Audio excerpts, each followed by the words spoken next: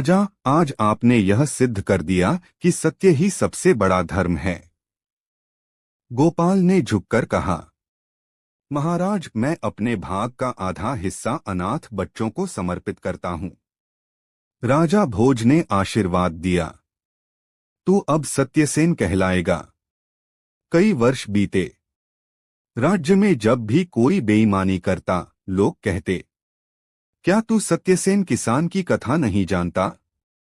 राजा वह नहीं जो भूमि जीते, बल्कि वह है जो सच्चे हृदयों को पहचान ले।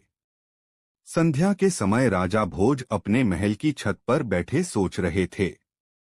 वे बोले, ईश्वर ने मनुष्य को बुद्धि दी है, पर वह तभी दिव्य बनती है जब उसमें सत्य का आलोक हो।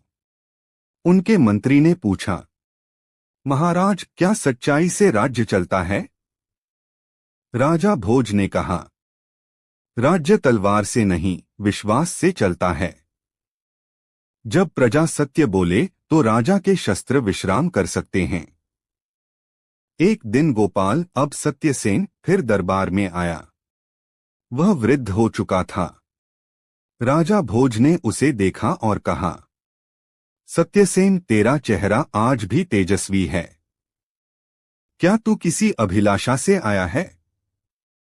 गोपाल ने कहा, महाराज, बस यह कहने आया हूं कि यदि हर व्यक्ति अपनी मिली वस्तु को धर्मपूर्वक उपयोग करे तो राज्य स्वर्ग बन जाए। राजा भोज ने कहा, तेरी वाणी वेदवत है।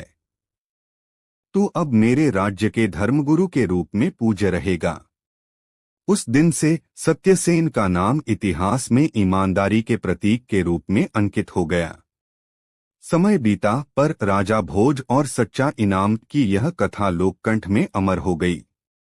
कहा जाता है, जब भी कोई बालक झूठ बोलता, उसकी मां कहती, सत्य बोलो, नहीं तो राजा भोज की आत्मा देख रही है।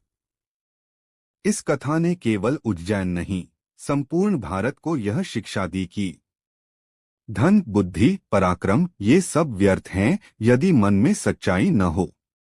सत्य सबसे बड़ा शस्त्र है। धन से नहीं, धर्म से व्यक्ति की पहचान होती है। ईमानदारी वही दीपक है जो राज्य और समाज दोनों को आलोकित करता है। राजा का वैभव उसकी न्यायप्रियता में है, न कि उसके महलों में। इतिहास साक्षी है, जहां सत्य का आदर हुआ, वहां संस्कृति फली फूली। राजा भोज जैसे नरेशों ने भारत भूमि को यह गौरव दिया कि यहाँ सत्य, धर्म और करुणा ही वास्तविक साम्राज्य